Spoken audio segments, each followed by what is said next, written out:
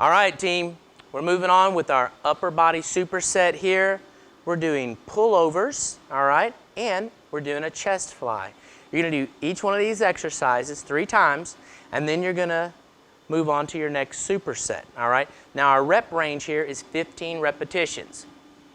So we've got the basics out of the way. Now let's talk about some of the critical steps in making sure you ensure great form on this move.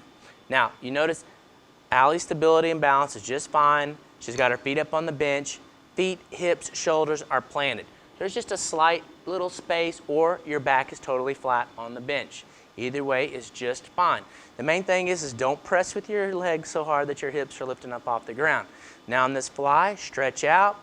Now at this site right here, she's never losing vision of the dumbbells, okay? So that's great. You don't want to overstretch where you feel like your shoulder blades are starting to slide back and forth on the pad. So she's keeping a constant, constant connection between her shoulder blades and the pad. Stretching out nice and slow, immediately finishing that.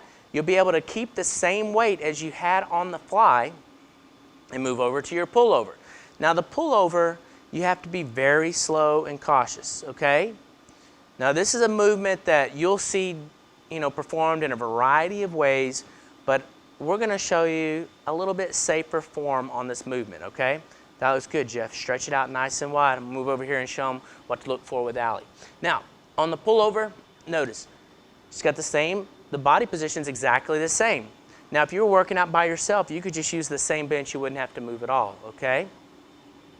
All right, now on this movement, coming back, stretching out slowly. Notice that it took about twice as long to get down here as it did to come up. And that's because every time you change direction, it needs to be a very smooth, deliberate, controlled function, okay? Very slow, stretch back out over the head, squeeze in and pull in. Now you'll notice another thing right here, and you can tell. Look as she stretches back, that stomach is cranking in, pulling it, and now the abdominals are engaging.